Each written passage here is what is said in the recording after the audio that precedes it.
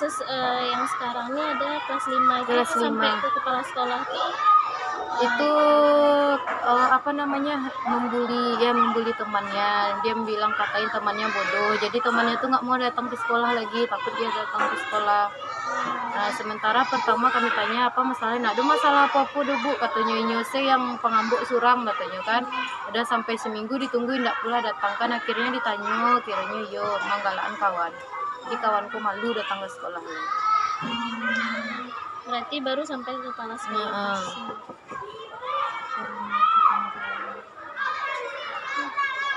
Yang terlibat dalam penyelesaian masalah kasus. biasanya kan kalau misalnya kalau terjadi di luar jam pembelajaran, pasti orang tuanya nelpon atau ngadu, bu anak gitu tadi di sekolah bu dia pun kawannya, besok kita proses lagi kan, patang mangga kayak gitu sama kawan apa, diselesaikan.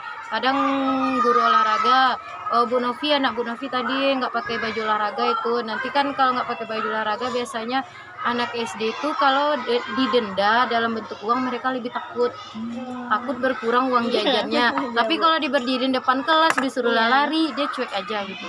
Nah, kayak gitulah. Jadi kalau hukumannya berbentuk uang baru mereka takut kehilangan uangnya, walaupun didenda 1.000, paling takut.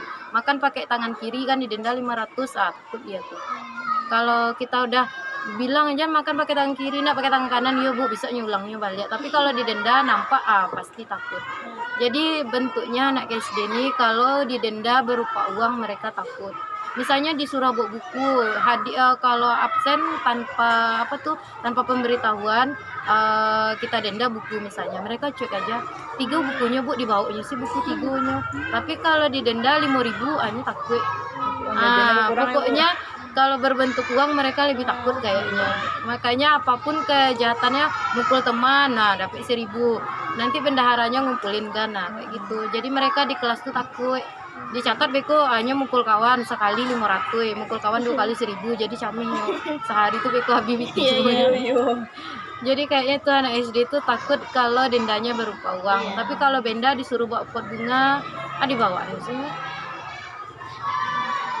Terus pertanyaannya, kompetensi apa yang ibu rasa perlu agar dapat membantu anak itu? Tunggu loh, nanti aja kerjakan, nanti ibu jelasin ya, bentar ya. Apa tadi? Kompetensi apa yang ibu rasa perlu agar dapat membantu anak itu lebih efektif? Contohnya dari kasus tadi itu, metode seperti apa yang ibu rasa itu efektif untuk anak itu tidak mengulang tadi itu? Yaitu dengan memberikan hukuman, punishment, jadi mereka takut. Nah, kadang kita kan pengen hukuman yang mendidik juga kan, biar mereka mendidik, nggak boleh nggak, yang penting janganlah dipukul, disakiti fisiknya gitu.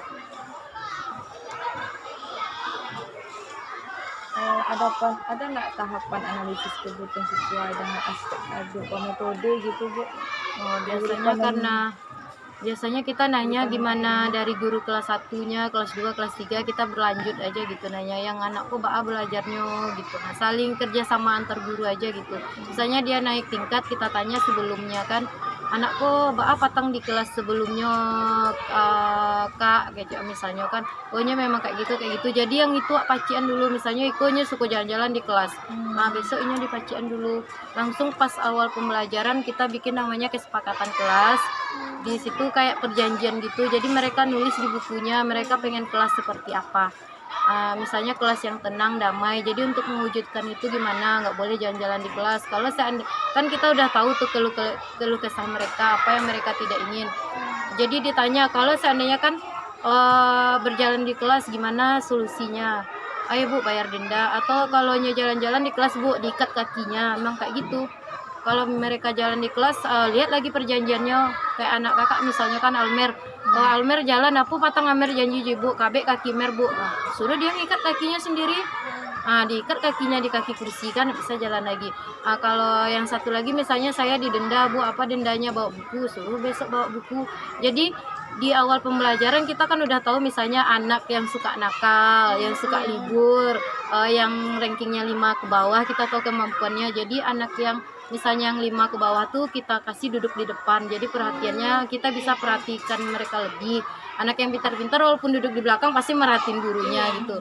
Jadi dari kalau analisisnya dari apa namanya, observasi, nanya-nanya sama guru yang tingkat sebelumnya kayak gitu. Nah, jadi kita antisipasi kan dengan bikin kesepakatan kelas di awal. Mereka pengen kelas yang seperti apa, pengen diperlakukan kayak apa gitu. Hukumannya dari mereka sendiri gitu. Jadi kita nggak perlu marah-marah. Kalau seandainya si A berbuat salah, suruh lihat perjanjiannya lagi. Karena udah ada Ya dia bikin kesepakatan. Jadi beda-beda hukumannya masing-masing. berarti yang tadi analisis tahapan sesuai kebutuhannya itu kesepakatan yang pertama, terus dari pertama guru kita yang nanya ngajar- guru yang guru-guru yang ngajar sebelumnya. sebelumnya Jadi gitu ya. kita tahu oh yang nakal berarti kasusnya kayak apa. Yang iku misalnya nyo siap iku nyo gaduhnya kawan nilai kan nampak gambarannya. Jadi baru kita bikin kesepakatan kelasnya gitu. Kalau seandainya udah selesai duduk yang tenang, kalau tidak tenang gimana, kalau jalan-jalan gimana, usir dia keluar bu, kan ada kayak gitu. Atau awak hormat ke tiang bendera bu katanya. Akan malu beko nampak sama kelas lain, manga tadi kayak gitu hanya nak buat PR atau apa malunya gitu. Tiga. Ada nggak program khusus untuk apa tuh Bu, melayani kalau ada kasus Ya, kayak misalnya gitu? contoh ada kasus, ada nggak program khusus yang dibuat sama sekolah nih untuk melayani anak-anak yang misalnya ada bermasalah tadi, Bu? Biasanya ya kayak gini lah, kita pas terjadi kasus kita langsung misalnya mana yang nggak ngajar di kelas dia yang bantu nyelesain. Masih banyak sistem kayak gitulah. Kalau ditentuin misalnya guru si A untuk bimbing konselingnya nggak ada. Jadi mana yang apa, biasanya kalau guru SD ini kenal sama semua anaknya gitu. Kelas 1 sampai kelas 6 udah tahu. Kita sering cerita setelah ngajar kan, tahu kan, saling curhat lah misalnya deh anak kak tadi model itu nepin deh anakku kayak gitu loh kak, kayak gitulah. Jadi tahunya karena saling berbagi kayak gitu dan saling kenal karakter anaknya dari cerita gurunya masing-masing, orang tuanya pun. Kalau di SD kan kita masih kenal lah, kelasnya dikit gitu kan. Kalau di SMP wali kelas kita banyak. Kalau di SD palingan wali kelas kita ada adiknya kelas 1, kakaknya di kelas 4. Jadi masih ada hubungan, gampang kita tahu latar belakangnya gitu. Lagian tempat tinggalnya dekat-dekat sini, biasanya kita tahu kan, oh amanyo misalnya Uni apa tuh kenal ya, jadi udah tahu seluk-beluk keluarganya gitu. Kalau mada-mada wah ibu telepon selama mawa ibu kenal sama punya misalnya takut ya nenek beko di rumah ibu lapor kan nenek wah ya kayak gitu. Jadi karena udah tahu gimana kehidupannya apa, anak SD kan masih gampang lah nasihatinnya. Kalau anak SMP ya banyak itunya kan, alah cadik lah kayaknya. Kalau di SD masih apalah sama gurunya, masih takut-takut. Nah, terus di sini kan ada menurut Undang-Undang Pan RB nomor 16 tahun 2009 tentang jabatan fungsional dan guru dan angka kreditnya. Dalam rincian itu disebutkan bahwasanya guru kelas itu bertanggung jawab untuk kegiatan layanan bimbingan dan konseling ini Bu di kelas. Nah, gimana tanggapan Ibu mengenai Tupoksi memberi bimbingan di kelas. guru kelas yang memberikan bimbingan untuk pelayanan BK ini? Ya kalau sebenarnya kalau dikaji, kalau di SD susah jadinya kan. Kalau kita banyak tugas kita merancang pembelajaran, menerapan pembelajaran, belum lagi anak beraneka ragam. Kalau kayak di SMP udah ada guru BK-nya, kalau bermasalah langsung masuk ruang BK kan. Kalau kita seandainya menyelesaikan masalah si A sementara anak yang di kelas tinggal gitu, itu kesulitannya. Kalau kita selesaiin di hadapan temannya nggak mungkin lah kita mau marah-marah apa. Jadi temannya nganggap karena bilang tadi deh ibu aku susah, makanya kita pisahin di kantor. Kalau dipisahin di kantor kita ngadapin yang bermasalah, sementara anak di kelas tinggal jadinya. Itu kasusnya. Nanti kadang mereka tinggal, kita mengambil hak mereka jadinya kan. Mereka seharusnya ada guru, nggak ada guru. Memang sebaiknya ada guru khusus untuk menangani. Jadi kalau seandainya anak bermasalah kita lempar ke gurunya kan, masuklah ke ruang BK. Kita masih tetap bisa ngajar di kelas. Kalau di SD kita nyelesain yang di kantor, yang di kelas tinggal. Oke lah kalau mereka tenang. Kalau nggak tenang nambah masalah lagi kan. Nah, makanya kalau memang baiknya kayak di SMP ada guru BK-nya. Jadi kalau guru BK tuh khusus lah tahu mental anak gimana, cara menggali informasi. Kalau guru kelasnya gimana tuh, misalnya kita udah sibuk, udah banyak kerjaan, tambah lu bermasalah, pelajaran pun banyak juga. kadang terbawa emosi kita jadinya kan, nggak bisa melayani mereka dengan maksimal gitu. Kalau memang guru BK sama lah kayak polisi interogasi orang, bisa dia kebuka ceritanya kan. Kadang sama guru kelas dia nak mau jujur, ditanya sama Kepsek udah diapain baru mau jujur kan, iya Bu patang model aku. Sementara di kelas kita tanya dia nak ngaku. Itu susahnya, memang sebaiknya khusus lah gurunya, istilahnya ahli di bidang masing-masing gitu. Kalau semuanya kita merangkap itulah yang terjadi kan, pasti ada hak yang terambil. Kita selesaiin yang bermasalah, sementara yang di kelas kita gimana gitu.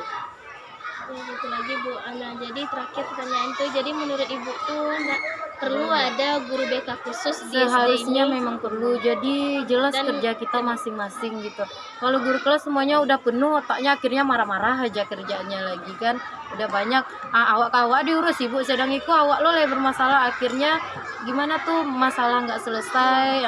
Sementara kerjaan kita terbengkalai, masa anak pun tidak terlayani pula dengan baik kan. Seharusnya memang khusus lah guru BK-nya gitu. Biar pembelajaran di kelas Pembelajaran di kelas aman, yang anak bermasalah pun bisa diselesaikan. Kalau kayak gini kita bagi-bagi badan kan kita sendiri pula yang repot. Akhirnya marah-marah jadinya guru nih kan, makanya kata orang guru SD itu pemarah ini. Kadang gimana lagi, mau dikejar ini bermasalah, dikejar ini bermasalah. Kalau seandainya jelas gurunya masing-masing, sama kayak seni. Guru kelas semuanya ngajar seni, kayaknya kita tuh multi harus bisa semuanya, susah kita kan ngajar ini. Sementara badan kita kayak gini lah, makanya kalau kadang aja kita sakit, kadang kalau libur kasihan teman udah ngurus kelasnya, kita libur siapa pula. Kadang kayak gitulah jadinya. Kalau di SMP nak ada jam pelajarannya bisa pulang. Jadi lebih nyaman mereka. Kalau kita ini dikejar jadinya serba itu kan gurunya. Akhirnya marah-marah ujungnya lagi. Ya, mungkin itu aja Bu. Nanti boleh minta identitas sekolahnya Iya Bu. boleh. Terus minta juga nomor HP-nya boleh. Boleh. Dan foto nanti di depan. Dia depan gerbang Bu. Kalau dapat ya adalah anak guru BK kayak bidang studi kan udah ada PJOK. Seni lagi. Kalau seni guru kelas semuanya menghandle, kita nggak semuanya bisa.